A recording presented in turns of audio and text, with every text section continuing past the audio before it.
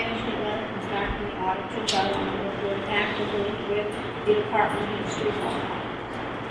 Which we have been doing. We have been doing, but I just think, we've got to really start this time. And the most current management letter prior would have been the 2011, correct? Well, that was a different one. She's speaking of auditors. We're talking about the state's audit. And the state's audit, through Mr. O'Connell's leadership, we did implement a lot of those. And we just actually implemented 2 of those last week. Actually, 2 weeks ago. Which were those? Moving the office and making the treasurer's office more secure. Actually, I'm sorry, the tax collector's office more secure. We switched the accountant and the tax collector, and we voted for Cantasco coming up with a plan. Yes, we did vote for that. That hasn't happened. Because Cantasco is not in session. I believe you made the motion. So. No, I understand that, but some of the individuals that are having second thoughts about it. They want to discuss it more. Next question. That's all I have. Thank you. Anybody else wish to address the board this evening? We're going to skip around this unfortunately because there are some times. Municipal aggregation, New Hampshire Power.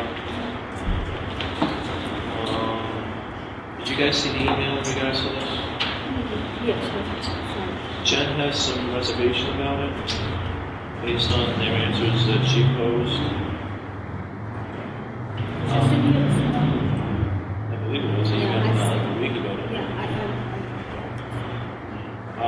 This is something the town entered into about 3 years ago, wasn't it?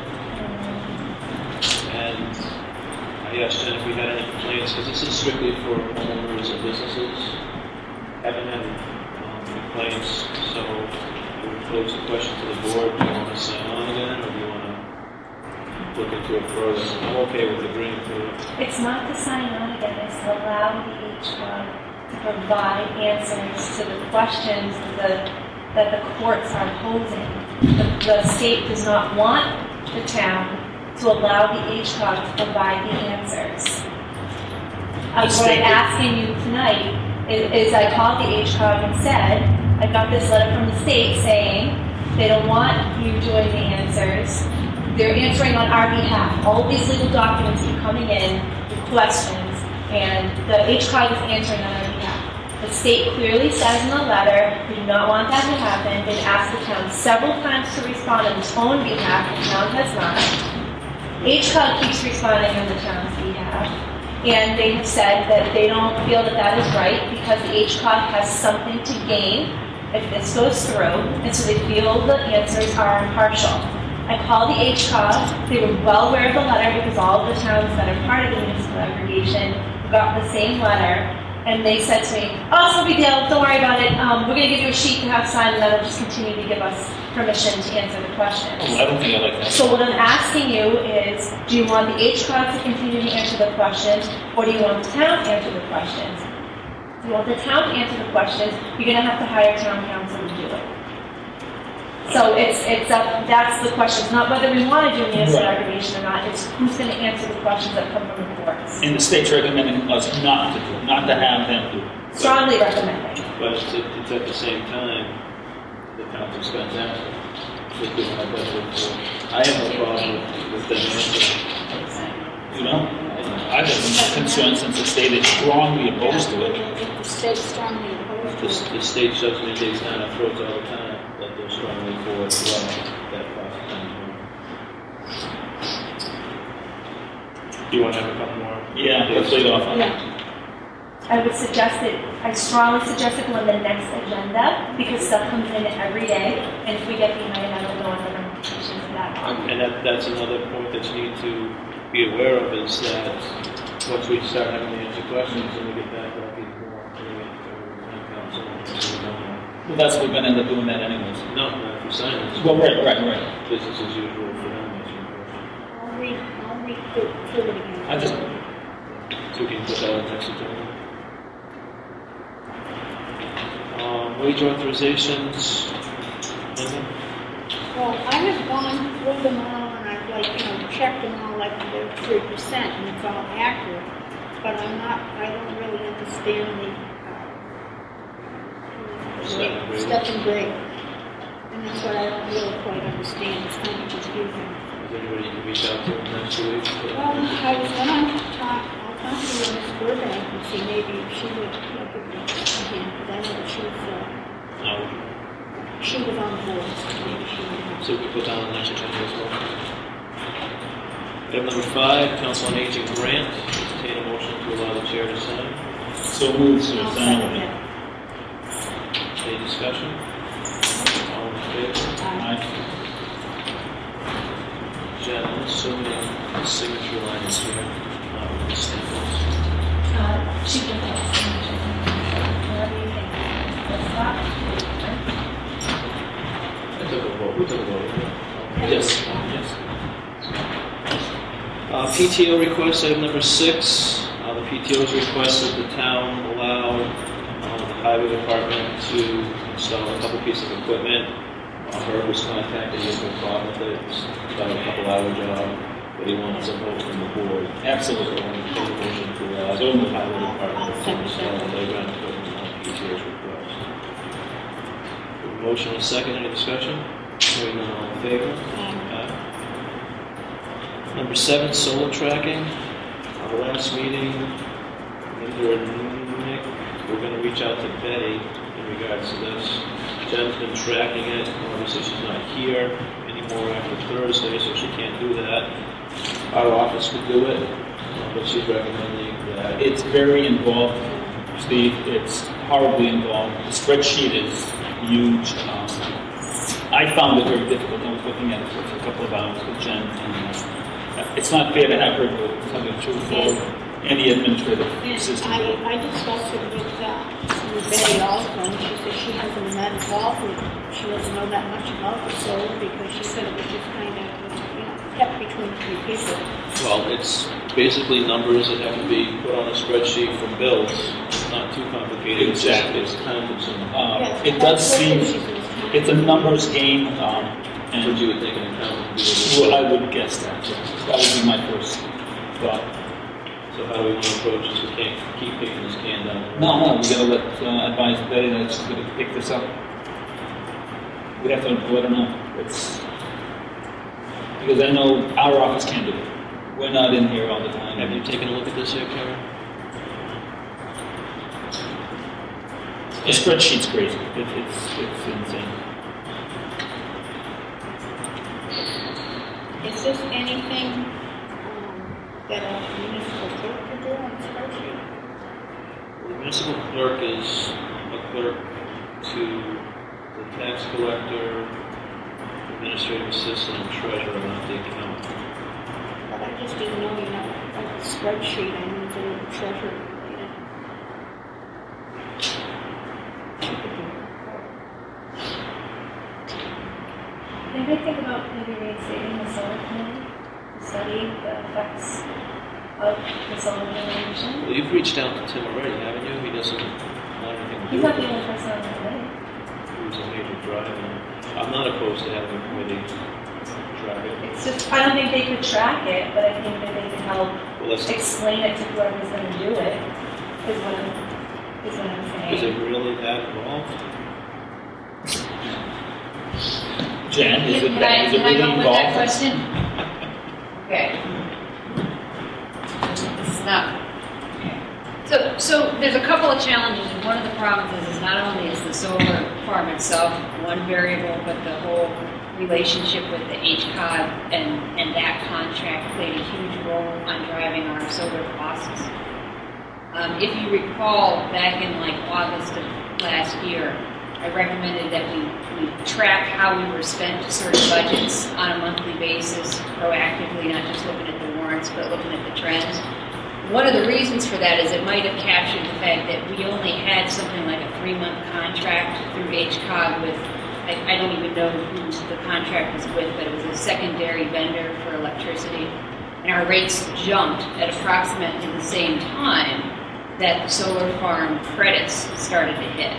There was also some accounting challenges between between National Grid and Washington Gas and Electric, and I'm not sure 100% of that is straightened out because some of the information has been very hard to get from different people. Even Washington Gas in this? Well, Washington Gas should be providing some of this information. It's mostly proactively, National Grid then. but mostly it's been National Grid that's been problematic.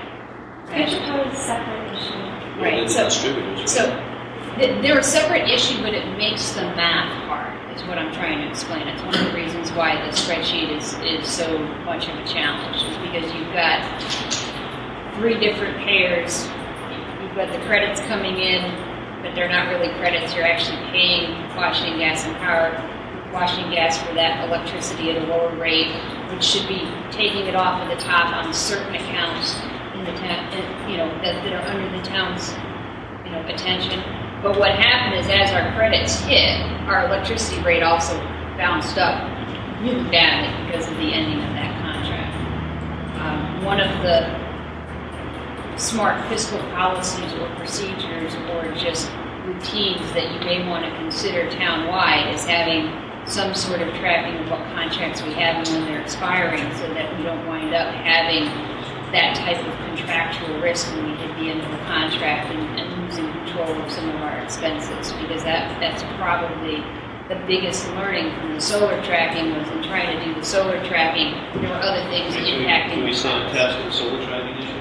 Sure, but it's pertinent, okay? So the reason why that spreadsheet is complicated is you've got Washington Gas, you've got National Grid, you've got the transmission service, yeah. And so you've got all of those different bills that have to be reconciled on a monthly basis.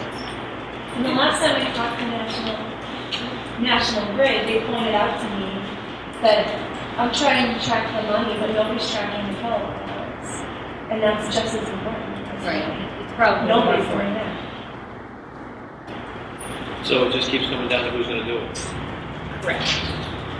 And they have to be, as was pointed out to me by the advisory committee pretty forcefully, might I add, in trying to help track this without having the dispensation of the Board of Selectmen. There was an impression that I was somehow putting the town at risk, so I have backed out of that.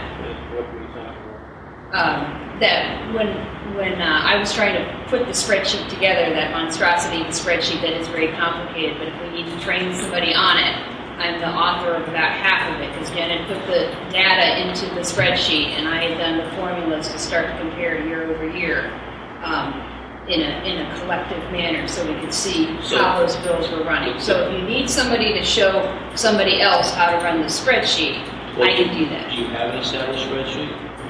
There is a spreadsheet. I have this spreadsheet. She has the Are you spreadsheet. confident that we can move forward with that? Let's see it. So if it's established, we have to pull the trigger So and... you can help us out. I can help train whoever is going to track the data, because I can't guarantee I'm going to be personally available to do the data input. But I think the bigger question is that Jen has struggled on a regular basis getting information from the vendors, specifically National Grid for the most part. And somebody needs to be authorized by the Board of Selectmen, and I think that's one of the good reasons to reform a solar committee or a municipal facilities planning committee that has purview over the solar as well, because that's a municipal facilities issue. Okay? A committee that perhaps could be used for things like the solar farm and planning of any type of repairs or improvements on some of the town properties that have a good grasp of this sort of thing, and that could be their first charge if we were going to go down that road. Because that way then at least they have the ability to talk to people, knowing that any contractual stuff is going to have to come back to the Board of Selectmen. Right, there's really 2 issues. It's the monthly tracking of the bills, and it's the reaching out to the different entities and getting the information that we need. I'm not so sure anybody from the solar community would be willing to reserve. You don't think so? I don't think anybody. We plead with people every single meeting to come and join committees. I talked to Bruce about it. He was lukewarm. Rudy's very busy. Tim was, I can't get Yeah, right now he's commuting close to 2 hours So each way. my recommendation is threefold, is to get a new clerical assistant on board, approach Betty, state that she will be responsible for tracking, but with the help of that new assistant, Ms. Hodgson is interested in installing. So you see, you can work, Betty? I can show Betty how to use the spreadsheet that as it exists. But it's not going to happen right away until we get a new clerk. Who's going to do it in May? It's already months behind because I told you in May that I was going to stop doing it July 1st, and so we're already on. We didn't accept that, though. Do we want to inform Betty to start doing this? Yes, I think we should. Betty's gotta have an update, she's gonna learn how to do it. I have tomorrow to train her. She's here. No, she's So not Jen's here still here, so. I'm here till Thursday. Tomorrow's Wednesday. Betty won't be here because she asked for Wednesdays off, and Steve gave me for a couple of Wednesdays off, and tomorrow and on Wednesday. But Beth has volunteered to help as well. So I'll entertain a motion to word this as nicely as possible, so I'll let the individual making the motion make the motion. I will make a motion to advise Betty that she was going to be taking over the spreadsheet of the solar tracking, effective immediately, and with the assistance of hopefully Ms. Coffin, until the municipal clerk is handled. Do we have a second? I'll second that. Any discussion? Thank you. Hearing none. All in favor? Aye. Thank you, Ben. Thank you, Jen. Crowdy Street, number 8. Two issues. First and foremost, Mr. Kuchar is recommending assistance with moving of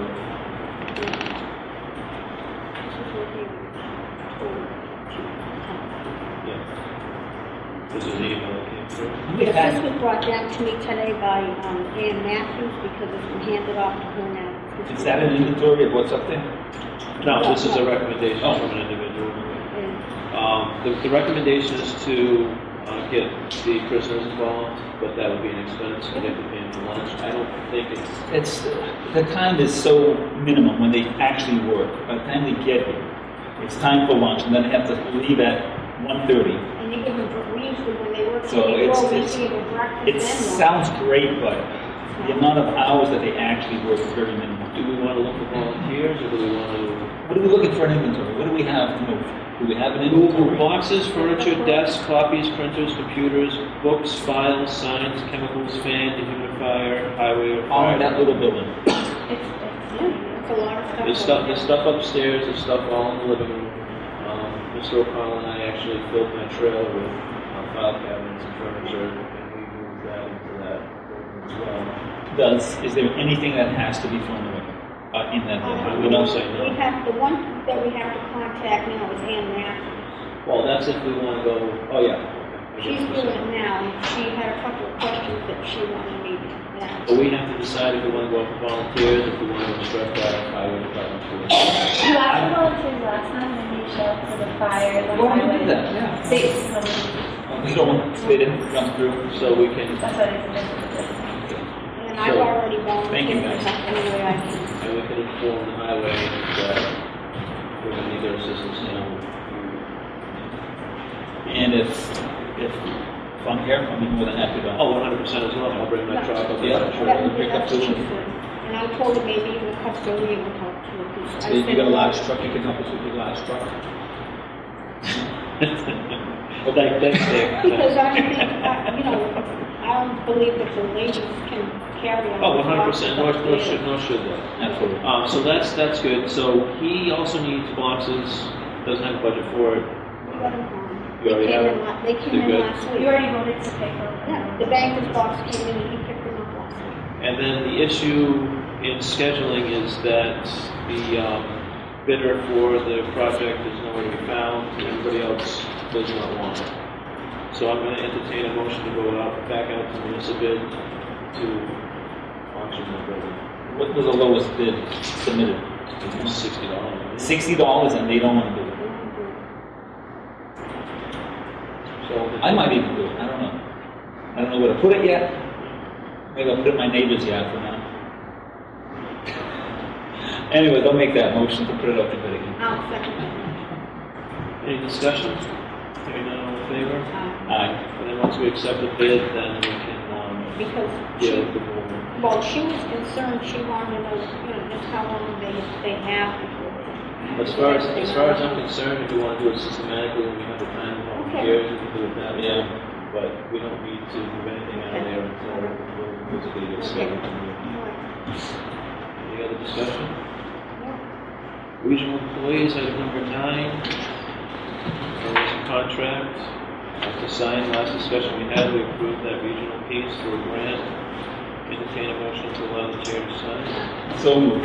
I'll second that. Any discussion?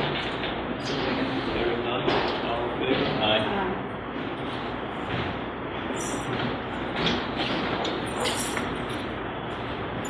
Item number 10, heating oil bid. The low bid was a state bid through Global.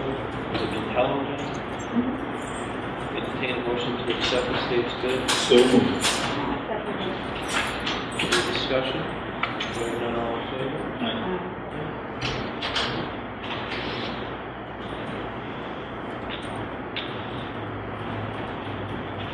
Correspondence. Chief Blanchard wanted to inform us that the new custodian is working out very well so far. Paul does a very thorough job of cleaning the police department. In fact, the first time he cleaned the PD, he took out the filters in the AC units and cleaned them. They hadn't been done the entire 3+ years I've been there, if ever at all. So far, I'm very pleased with the work Paul is doing, and I'm going to second that sentiment. Everybody that I've talked to, Oh, yes, I will. just very pleased with his work. Yes, I've had everybody I know, when I've been in, everybody in the office is very happy. Very happy. No comments again? He's top shelf as far as I'm concerned. Very good job. I told him that today. Yeah, Absolutely. good job. All right, last correspondence, Ms. Mahoney is requesting a report from Copeland and Page in regards to all of their actions. I'm going to entertain a motion to request such information from Copeland and Page. So moved. I'll second that. Do you have any discussion? Hearing none, all in favor? Aye. And then once received to fulfill Ms. Mahoney's request. 7:45, tree warden, welcome, sir.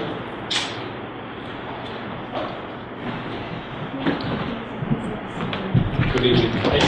Well, I hope my spreadsheet is not challenging. Don't make it too complicated. I'll try not. Was everyone in receipt of, And this is the same discussion we had a couple weeks ago anyways, right? as, We talked on the phone a couple weeks ago in regards to... yeah, that was one, actually that issue was resolved, so that made it to the disposition tab there on that spreadsheet that I sent. Good national grid. Yep, and thank you, that was, those fellows were pleased with that. Maybe I'll go through line by line or address the trees which I myself had an opportunity to view. I did a ride-along with Mr. Chafee on, let's see, what date was that? On the 21st of July, we got to view a number of trees which he had identified to the board prior to my appointment. And I will comment on each one of those that I then later had an opportunity to go out and view, and I'll offer my opinion on each one of those. I'll just start at the top, and if there are any questions about any of the verbiage, please don't hesitate to ask. The first tree in question, 48-inch red oak, Maple and Grove Streets. I found the tree to have two very large codominant leads. That meaning that these two leads are essentially the same size, growing from the same position on the trunk of the tree, and it creates a very weak portion of the tree, and either is subject to breakage. Does it have any crotch rot? There was no observed rot at the base of the tree, no mushroom activity, which is telling me that the root condition is probably fine. original recommendation was removal. You know, it's one of those situations where the tree could be fine for the next 100 years. And you know, I don't think I could offer, you know, when or if there could be an issue with it. The tree is overhanging the property. Let's see, that's the property of house number 10, Maple Street, and also the overhead wires too, so they could be impacted should there be breakage. I didn't see there to be an immediate need, but you know, I think it's worth mentioning to everyone. The next tree, I had not had an opportunity to view myself, accepting that this could possibly be the same tree, which is the South Maple Street tree, but I'll get to that in a moment. Anything with TBD to be determined, I haven't had a chance to look at. Maybe for the matter of expediency, I'll just I'll bypass those until I've had a chance to look at it. The 30-inch red maple, telephoned into me by Jacqueline Partridge. I've had a chance to look at this tree extensively. I find that this tree is a hazard, and there is a fair amount of foot traffic in that neighborhood. It poses, to me, a hazard to not only human life, but to personal property as well. My recommendation is for that tree to be removed. As opposed to prune? Absolutely, yeah. The tree shows a significant amount of dieback in the crown of the tree, meaning that enough of the limbs are in decline that pruning would reduce the tree to basically a stem. So that's what my recommendation is for that particular tree. The next tree was a tree that I myself observed as I was driving up Rice Corner Road, also a scenic road, so I'll address that issue in a moment. About approximately a 24-inch sugar maple. I noticed that the tree is dead, it's in the right of way. Doesn't appear to pose an immediate hazard, but yet it's something I think that the highway department should be made aware of, and it should be slated for removal before limbs start to fall into the road with that particular tree. The next tree, the South Maple Street. 2013. Correct, yeah. Same one, Yeah. House number 13, an ash tree, a 16-inch ash tree. I found the tree to be in serious decline, and then I noticed that there was a red X painted on the tree. South Maple Street being, my impression, DOT jurisdiction, and the red X says to me that National Grid had slated that tree for removal. So I have not followed up with that tree to see if it has in fact been removed, which I will, but I want to make sure that that one is taken because there is an X on it, so someone else is of the same opinion. Moving on to the White Oak on Lake Road. It was originally, in the note that I received, addressed to house number 50. I found the tree to be closer to house number 46. Regardless of the actual physical address of the house, I did locate the tree. Mr. Chafee and I viewed it. I found the tree to be in decline, and there is no immediate need for removal with that particular tree, but I would recommend that it be so because of the decline, the dieback in the crown, the percentage of it, there's really not a lot of going back for this particular tree. It's reached its lifespan. It's a rather large tree.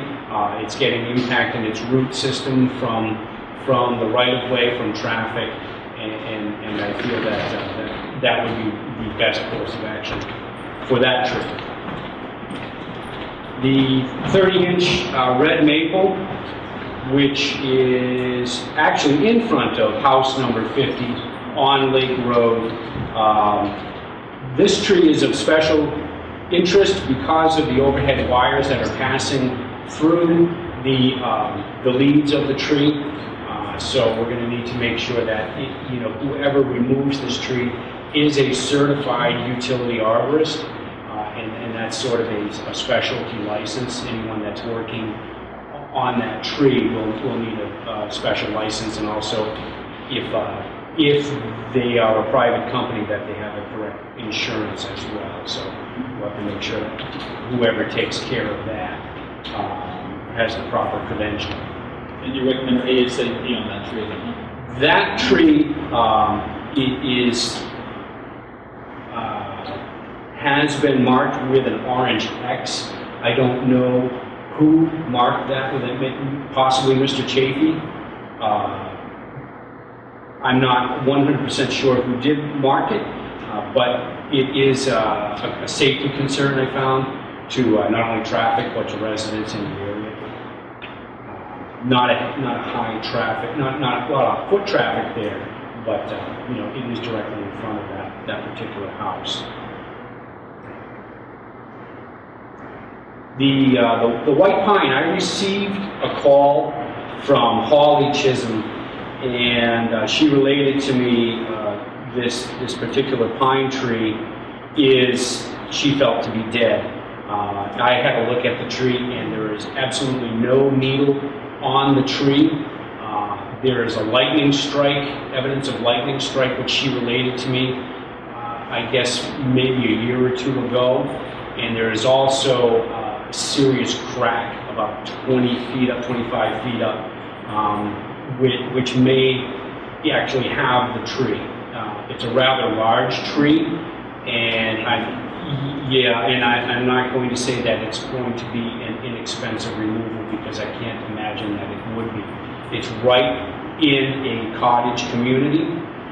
It's a tall tree. There are overhead wire concerns.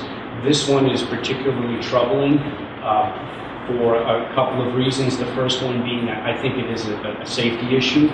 The tree could go, given any weather event. Luckily, there's not a lot of needle, so snow load won't be as big of a concern, but high winds could certainly affect that tree. And the Parkinson's family are very close together. Yes, they are. Yeah, and that's of particular concern. The only question I have about that tree is with its proximity to the right-of-way. I don't have a copy of the highway plans or the road layout, so my opinion is that the tree is in the right-of-way on town property, but without a plan showing exactly where the pavement is, or if there are some markers out there. So I would like to have another look, find a couple of markers, property markers, and make for sure that the tree is on town property. So that was going to be my question at the end of all this, so we're making sure that everything's on. Yes. All these trees should be on town property. Absolutely, yeah. Yep. If my tree is not on town property, it's not on this So list. so far, this is the only one that's really in question. That's the only one in question for a number of reasons, being the difficulty, not trying to diminish the safety issues with this tree, but there are a lot of factors involved with the removal of this tree. And I want to make sure that it is in fact on town property. And once I do ascertain that, I'll be sure to relate that. And I did contact Ms. Chisholm, and I told her that I looked at the tree and that I would offer my opinion and recommendation to the town once I have figured out exactly that it's on town property. And so, the next two items were items that were on Mr. Chafee's list for the pruning of the overhead limbs on Lake Road and Rice Corner Road, both being scenic roads. My understanding now is any pruning or removals on those roads will need notifications in the newspapers and hearings as well. And that pertains to any of these trees on here which I've identified as being on scenic roads. And again, Jen, thanks for forwarding all of that information about the scenic roads. And so I know which ones need special attention. But the argument that this board had, and if you follow for the past year, is the definition of that whole. Did you get town council's opinion on that law as well, national law, on scenic roads? If there's a hazard, immediate threat, yes, you have the ability to remove that. Absolutely. Absolutely. Without the need for a hearing, yes. Right. Public safety is paramount. In my professional life, that is our first priority. That we are as safe on the job site as we can be, and I see the same thing for our residents. So I do understand what the council's position is on that, but I also want to make sure that I'm following protocol when it comes to Mass General law with respect to any removals or prunings on these scenic roads, which are not what I deem necessary. And that's out of respect for residents. Absolutely. So those two issues there, I had the opportunity to tour the roads with Mr. Chafee, and he explained to me the process by which the prunings would happen, and I'm in agreement with it. I think that it's proactive, and it's a vegetation management program which takes into consideration, first of all, the safety of the people that use the rights of way. If any trucks are on those roads, especially school buses, they're not hitting those low-hanging branches. So with that being said, any of these issues which have to do with scenic roads, I would like to have a hearing for all of those if possible at the same time for a matter of expediency.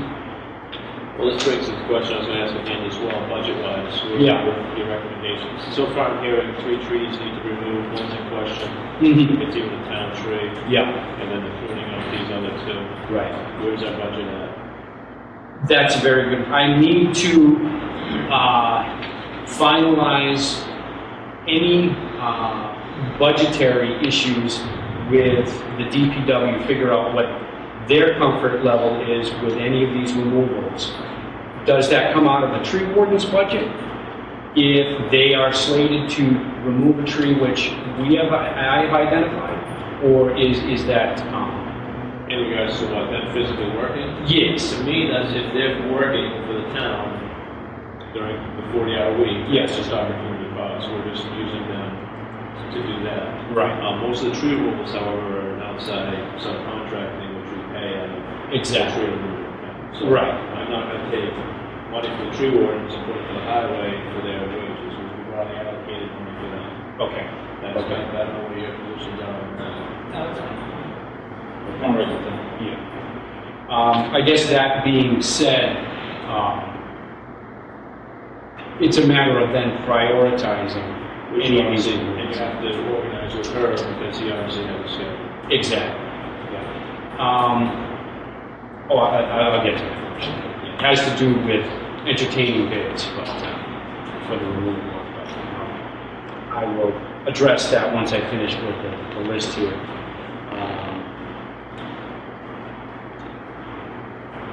The rest of the trees below the prunings of Lake and Rice Corner roads are trees which have been identified, and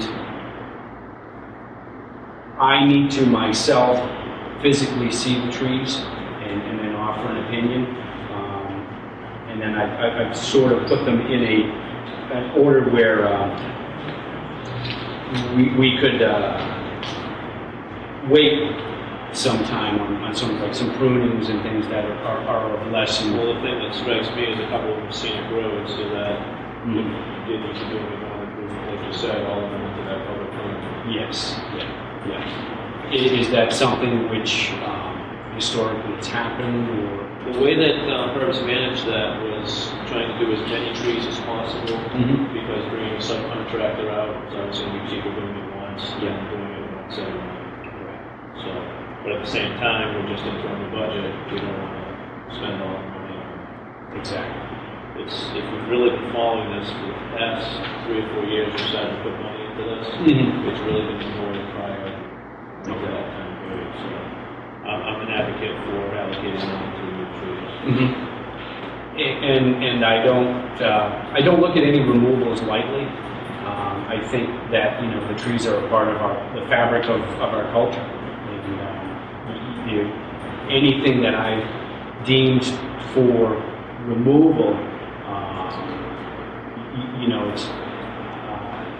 it's something that's not entered into lightly, and especially when the cost is involved. So once you've articulated this list of where you need a hearing for all these cedar trees, and budgetary-wise as well, if it can be done. Yes. Get back to the board. We don't even we can post a public hearing without that, and then just let us know so we can post it properly. Okay. We'll post a public hearing and do the outside. Okay, good.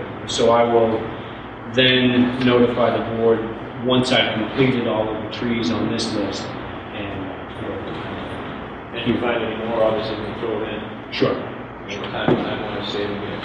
And that bidding process you were talking about, the way Herb had described it to me was that if it's a sole proprietor basically working themselves, you don't have to go out to bid, you can use that. Okay. But I've always been in my frame, you can't contact a couple people to see if you're spending money wisely.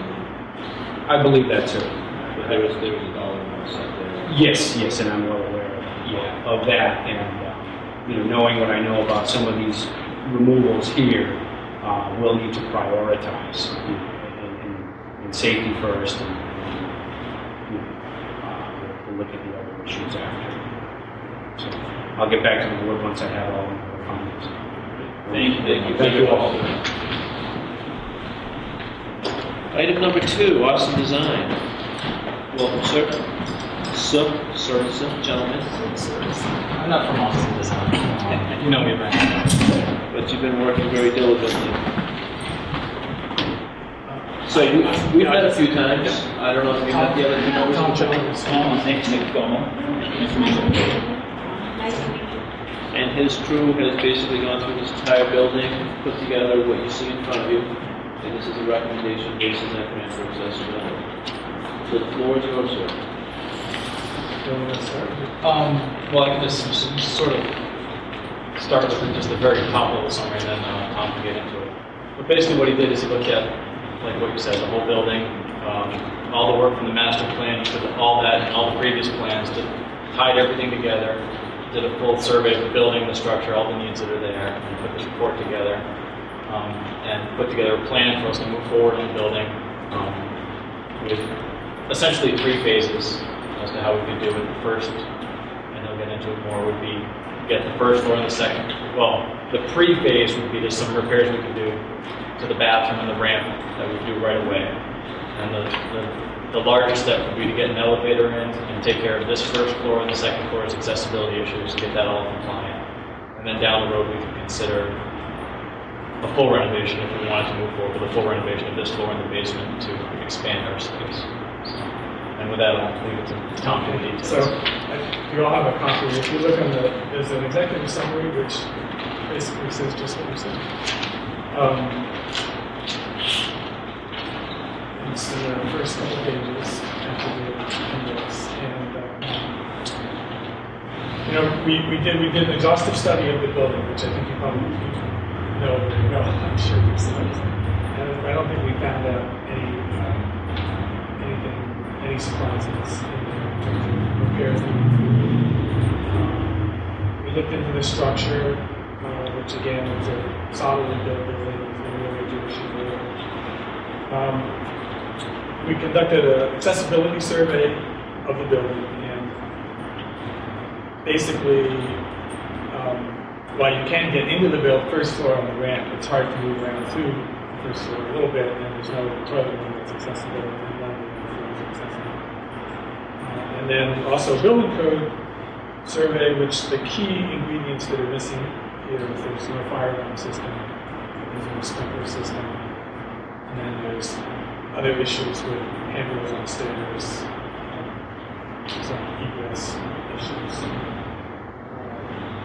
And then having done that, we came up with a series of treatment recommendations, which fell into 6 categories. Basically, there was program and use related work, which dealt with how to make this function better as a team, in terms of office space for staff, for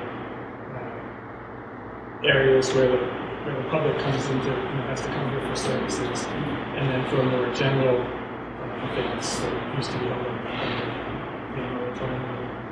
And then there's site work issues, which includes drainage improvements for keeping water out of the basement, basically. Obviously, the paving is in need of a lot of repair. Sidewalks are in need of repair. There's the building entrance, which is we looked at how to get a accessible entrance near the front that was better than the ramp towards the back. There were building condition issues, which included interior, exterior repairs, and then plumbing, HVAC, electrical, fire protection system. And then the accessibility improvements, which I already talked about, and building code work, primarily sprinkler fire protection. And then having done this, then the sort of key issue was the challenge was how to prioritize all the stuff that needs to get done on the building into different packages that might be palatable in terms of cost and disruption. This building is as a functioning town hall, so we were directed to look at 3 phases or 3 areas. One was immediate term, medium term, and long term. On page 6, you can see a summary of those. So the immediate term we broke into 2 pieces. One was just to address the most serious access issue, which is making the ramp and the doorway fully accessible and providing accessible toilet. And then the second, and so that's an absolute minimum level of expenditure. The second one, which I think is probably the area, the phase that we focused on the most, was the primary element there would be to provide an elevator to service the building. And that would include reusing, we looked at a lot of different places for the elevator around the building. We decided that the front tower there is the most likely one. So it would consist of building a new entrance outside, installing an elevator in that tower, and that elevator would service the basement, the exterior grade right at the front, the first floor, and the second floor. We looked into the feasibility of providing service to the 3rd floor and the balcony, and all the solutions to that were extremely disruptive and expensive relative to And then in addition to that, to the elevator itself, there was toilet rooms installed on the 1st floor and 2nd floor. Unisex toilet rooms. There's a number of accessibility code issues that are addressed, door knobs, getting a threshold for the 2 high, things like that. And then some key building code items, which include fire alarm protection and sprinkler systems.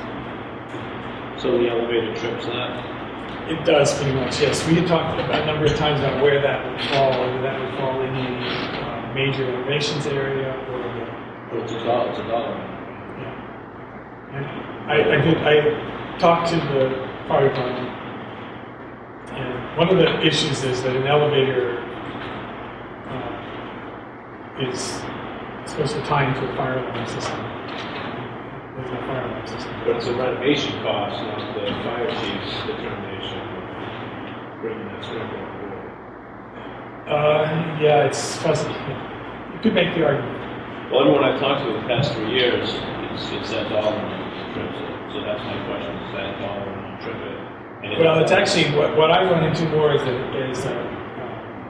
area. And with And that It 880, is pretty much, yeah, it is pretty much true. with that 888, that includes the sprinklers. That does. And one thing I did look into, one of the things we were trying to avoid in this is, if you do the work in one phase, and then you go on later to do additional work, what have you lost in terms of doing something, sooner? You have to backtrack. And so one of the issues was that if you're having to put in sprinkler and fire alarm, and then you're going to come and renovate, change the layout of the building, is that? And I think that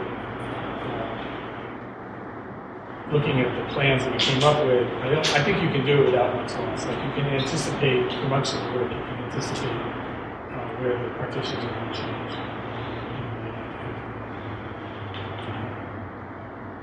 And then the second phase, the medium term, had to do with renovations of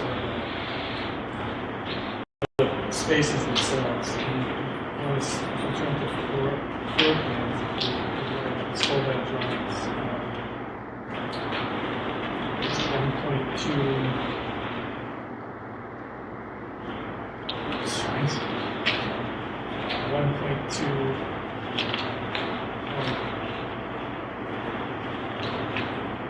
That's 1.2.1.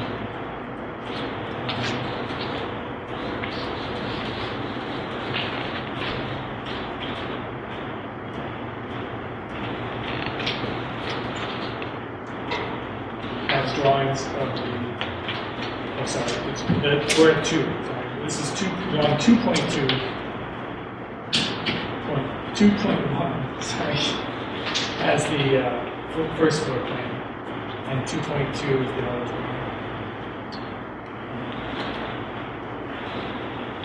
And 2.1 shows basic changes in the floor plan of this building. Obviously, these are schematic drawings and subject to. So the 1.1 recommendation for bathroom, does that include the phase 2? Will we have to take apart the newly renovated bathroom for 40,000? Or The 1.1 includes redoing the bathroom that is here. correct? So if we went to phase 2 and modified the first and second floor, do we do Yes, that? you would leave that bathroom. You'd have That's that, part of the plan. that bathroom would stay. In addition to the sense bathroom. Phase 2 would include a multi-fixture women's room in this space and a multi-fixture men's room in this space. Are there any grants for any of this? There are grants. The MHC would probably. Yeah, talking with Bill Scanlon about specifically the elevator and access issues, there are CDBG grants available. The way the grants are laid out now, we have to really work with other towns.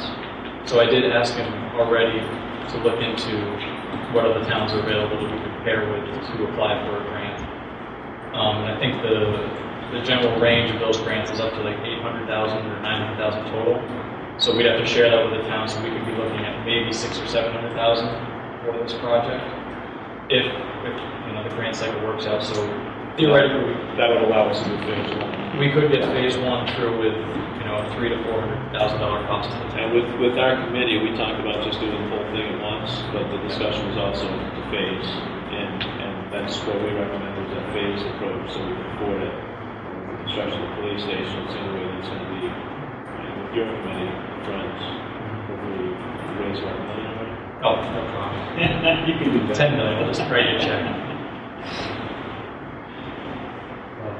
All right, so Yeah, and then phase 3 is really looking at renovating basement floor and some outside use.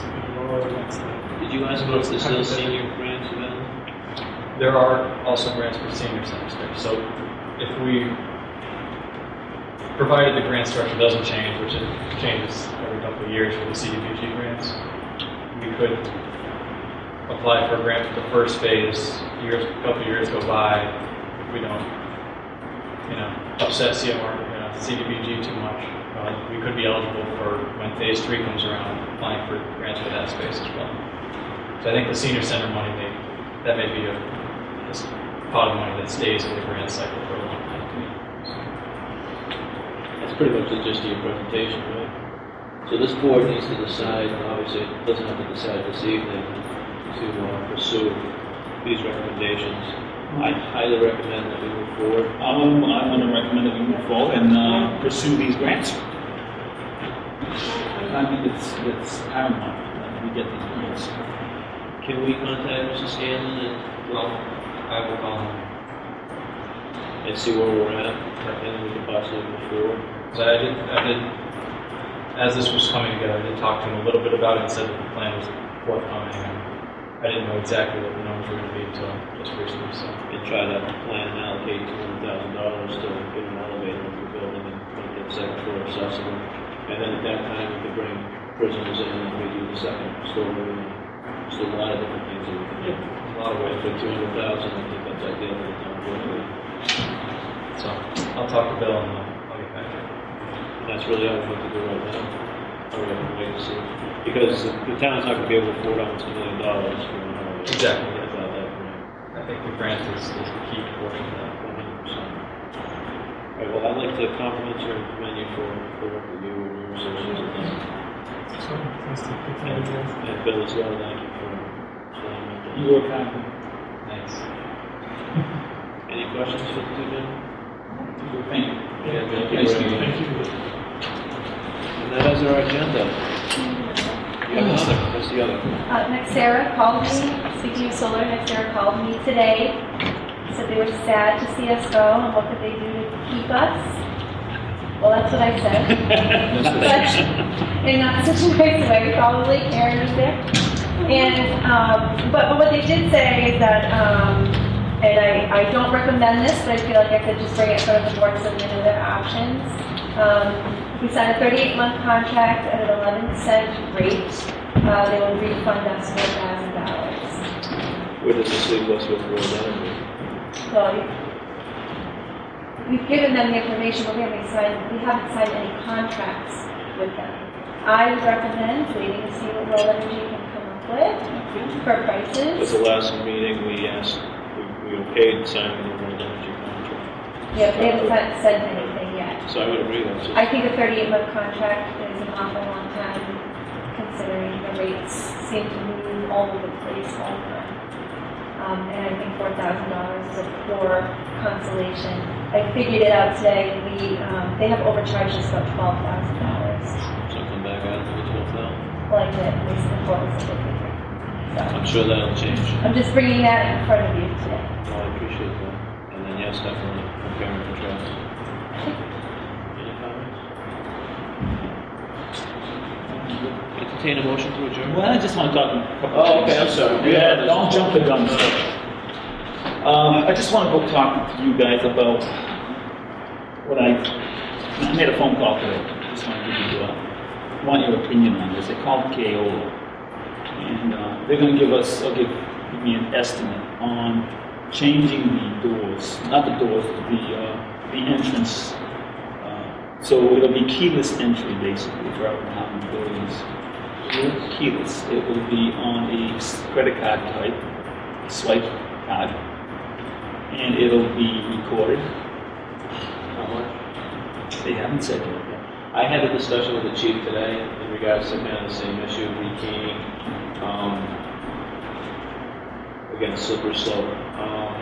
I think it's It's kind of the same. It's kind of the same discussion. He's almost recommending an alarm system, where that would be the same thing. We could change that entry and still have the same availability. The advantages of the credit card keyless would be that you could deactivate it immediately.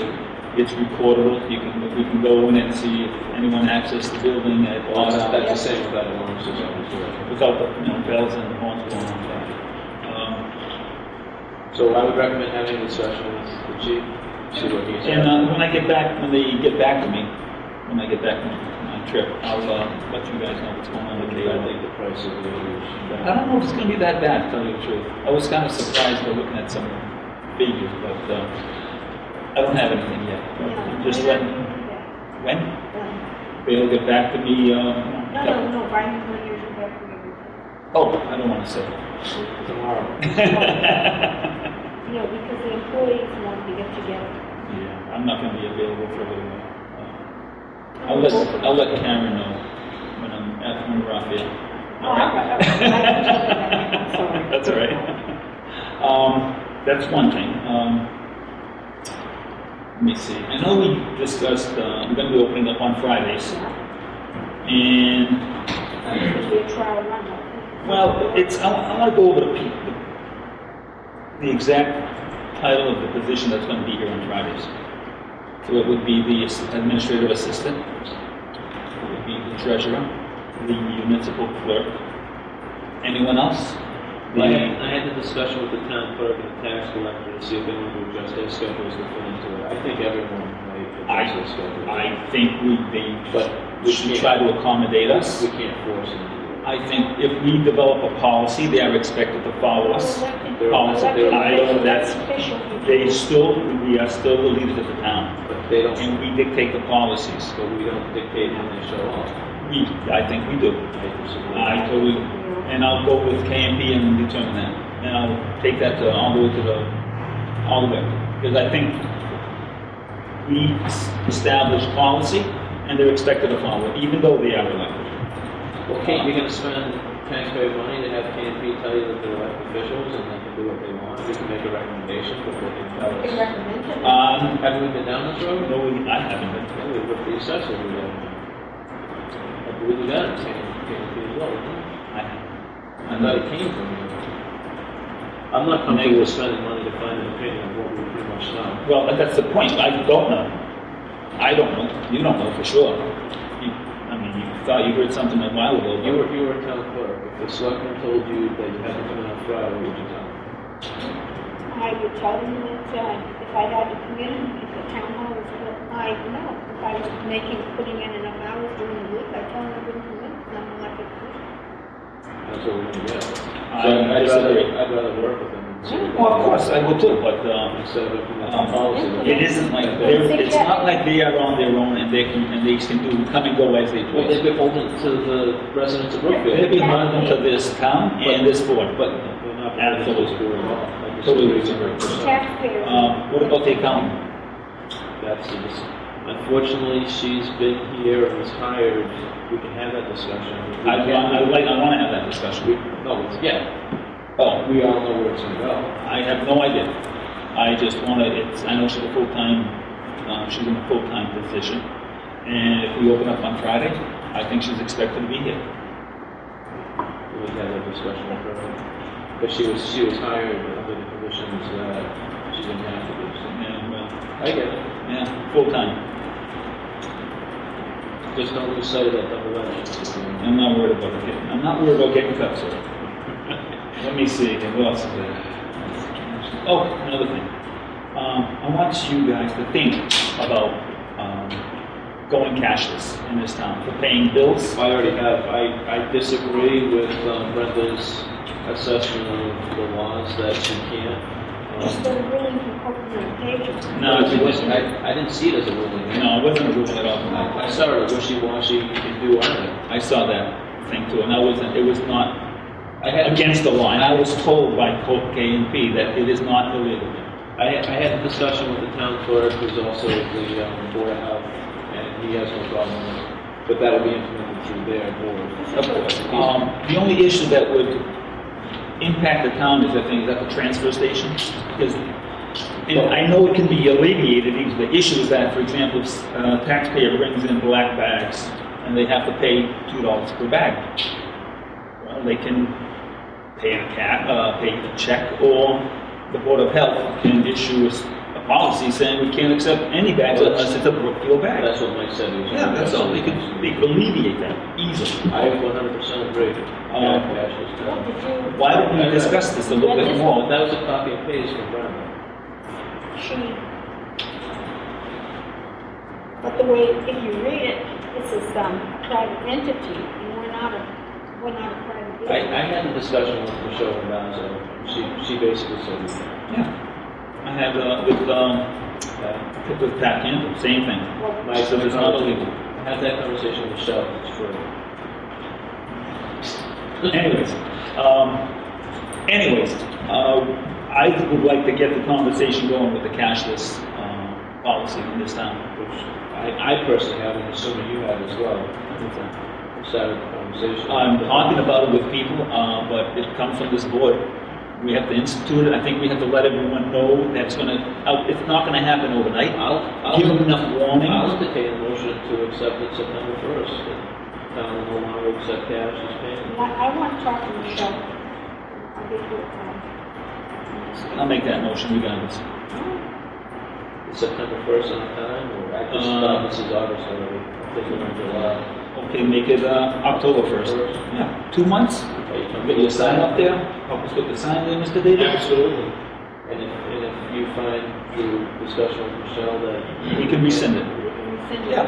So October 1st, effective October 1st, all payments to the town of Brookfield will be in check, money order, no cash. or credit card. Oh, credit card, I'm sorry, yes.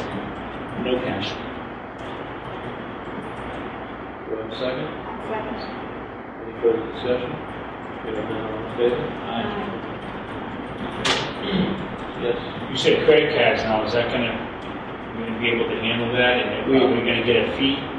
There is a fee, yeah. You think you should go credit cards? We already have credit cards. We have it Except set for up. tax collectors. Are you talking mostly down at the landfill doing this? No. Every town, Every town. Okay. But the credit card will only be through the tax collector's department.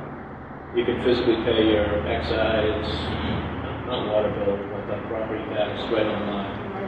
I don't know what the charge is, because I come in, I just hand them a check.